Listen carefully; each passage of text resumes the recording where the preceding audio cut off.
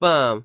예, 여러분 반갑습니다. 어반입니다. 오늘도 조금 약간 민감한 그런 얘기를 들어놨습니다. 흔히 그런 얘기들 많이 들어보셨을 거예요. 독박 육아, 독박 가사란 얘기 엄청 많이 들었을 건데, 이 얘기가 맨 처음에 어떻게 나오게 됐냐면, 그 근거가 그 OECD에서 집계한 국가별 성별 가사 분담률 통계가 나온 적이 있거든요. 여기서 한국이 굉장히 처참하게 나왔어요. 그래서 100이라는 프로테지를 놓았을 때, 한국 남자는 전체 가사 분담률이 16.5밖에 나오지가 않았거든요. 그래서 이는 그 흔히 말하는 선진국 롤모델이라는 북유럽 국가랑 비교했을 때 북유럽 같은 경우도 여자가 조금 더 많이 하긴 했지만서도 그래도 남자가 40% 이상은 도맡아 하는 걸로 나타났는데 그거의 절반도 못 미치는 그게 한참 떨어진 OECD 최하위를 기록하면서 이런 독박 육아, 독박 가사에 대한 그런 공포심을 이제 막 지키면서 결론은 그렇게 끝났지.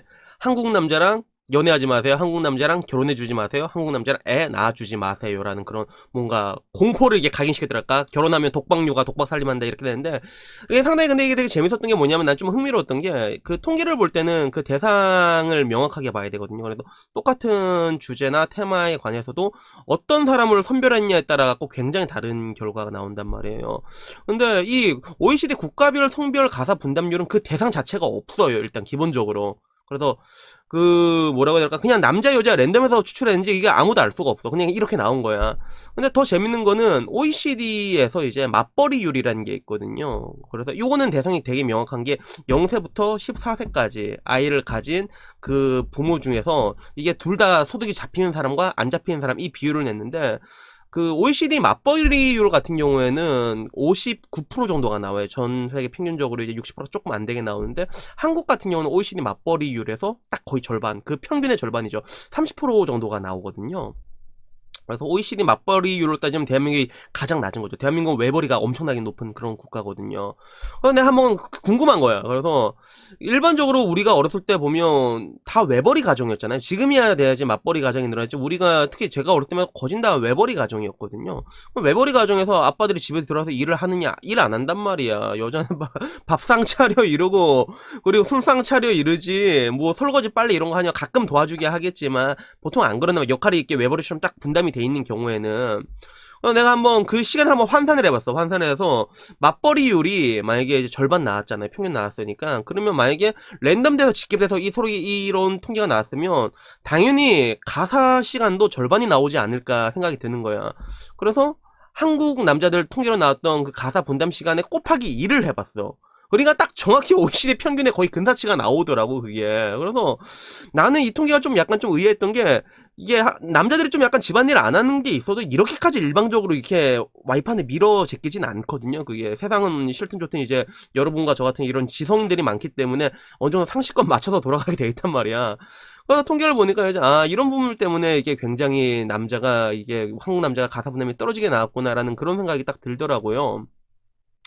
근데 이게 한편으로는 좀 뭐라고 해야 될까? 내가 보면서도 좀 여러 가지 생각이 들었던 게 그런 것들이 있어요. 그 가사 분담에 있어서는 확실히 대한민국의 여성이 굉장히 손해보는 부분들이 있거든요. 그래서 이건 어쩔 수가 없는 것 같은 게 어떻게 보면 대한민국이라는 사회도 그렇고 세계적인 추세가 변하고 있잖아요. 그런 흔히 여초에서 말하는 가부장적 사회에서 이제 탈피하고 있는 부분들이 있는데 가사 분담에 있어서는 그게 아직 완전하게 이루어지지 못했다고 생각을 해요. 그래서 내가 내 주변을 봤을 때 내 친구지만 내 주변 사람이 야 저건 참 비열하다 싶을 때가 있거든. 그 비열함의 근거가 뭐냐면 기본적으로 난 그렇게 생각해. 그래서 뭐라고 해야 될까? 맞벌이를 하는 것들은 일단은 육아 때는 엄청 힘들잖아. 그러니까 어쩔 수가 없는 거고 그 육아 때는 남자가 도와주는 거고 그리고 보통 애가 한 4살 좀 5살 6살 초등학교 들어가고 말귀를 알아먹잖아요. 그러면 그때부터 여유가 생긴단 말이에요. 여자들이 보통 그때부터 일을 하는 경우가 많거든요. 그래서 일을 하는데 그렇게 일을 하면 난 사실 맞벌이를 하는 것만으로도 가사 분담에 대해서는 어느 정도 남자가 챙겨가야 된다. 꼭 그게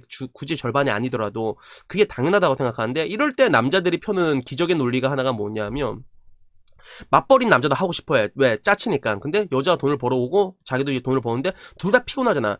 그러면 그때 집안일 가지고 틱틱 싸울 때는 남자가 내세운 논리가 뭐냐면 야 내가 돈 많이 벌잖아로 나오게 되거든요. 그게 그래서 예를 들어 내가 500만 원 벌고 네가 200만 원 번다 가정했으면 당연히 네가 지금 내가 500만 원 기여하는 게 있으니까 가사일이 반반은 맞지가 않다. 내가 500만 원 더 벌으니까 너도 가사일 나보다 2.5배를 더 해야 된다. 약간 이런 식의 논리를 끄집고 오거든요.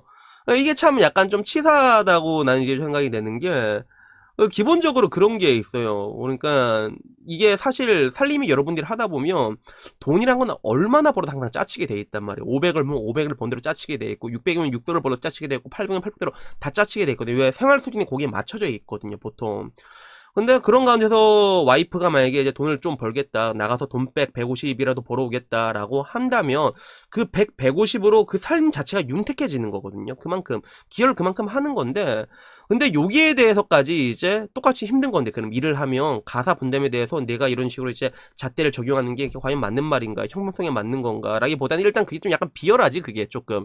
그러니까 남자 입장에서 여자가 맞벌이해서 돈 버는 거 원하지만 내가 집안일 하기는 싫다는 거거든. 주요 골자가 딱 그거란 말이야. 그래서 그 반대의 경우는 또 어떤 현상이 이루어지냐면, 만약에 여자가 돈을 많이 벌잖아요. 여자가 돈을 많이 벌냐? 그럼 또 어떤 현상이 벌어지는 줄 알아? 그러면 이거는 내 주변에 실제로 있었던 일이야. 여자가 돈을 많이 버는데 이게 힘든 거야. 서로 맞벌이 하면서 자기도 일하고 힘드니까 그냥 남편한테 그냥 네가 일을 좀 그만둬라. 그만둬라. 내가 돈을 벌어오겠다. 살림해라. 이렇게 얘기를 한 거야. 남자 입장에서는 이게 어떻게 보면 누군가 일은 필요하니까 서로 이게 나눠 사다가 싸움이 많이 났거든. 나눠. 그래서 왜냐하면 이게 진짜 안 좋은 게 둘 다 맞벌이를 하잖아. 그러면 어떠한 경우든 여자가 집안일 조금 더 많이 하게 돼 있어요. 항상 그래요, 그게.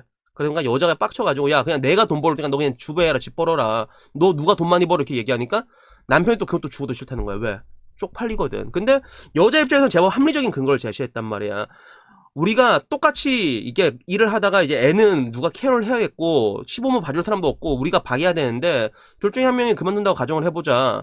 그러면 일단이야 내가 지금 돈을 많이 벌어서 너 보고 그만두라는 얘기가 아니라, 공백이라는 게 발생했을 때, 커리어의 공백이 이렇게 4년씩 몇 년씩 벌어졌을 때 너는 나보다 일 구하기가 쉽다. 근데 나는 끝이다 라고 얘기를 했거든요. 거기에 대해서 끝이라 얘기해서 굉장히 설득력 있는 말이고 맞는 말이란 말이에요, 그게. 근데 결국에는 남자는 뭐라고 얘기했냐면 쪽팔린다 라는 이유로 결국에는 계속 맞벌이를 하면서 여자가 거의 독박 육아를 하는 그런 형태가 이루어졌단 말이에요. 되게 여기서 보면 또 의아할 거야. 여자는 돈을 많이 버는데 남자는 왜 그러면 집안일 안 하냐는데, 또 이게 보면 한국 자체가 굉장히 그 노동 강도가 좀 빡시는 국가란 말이야.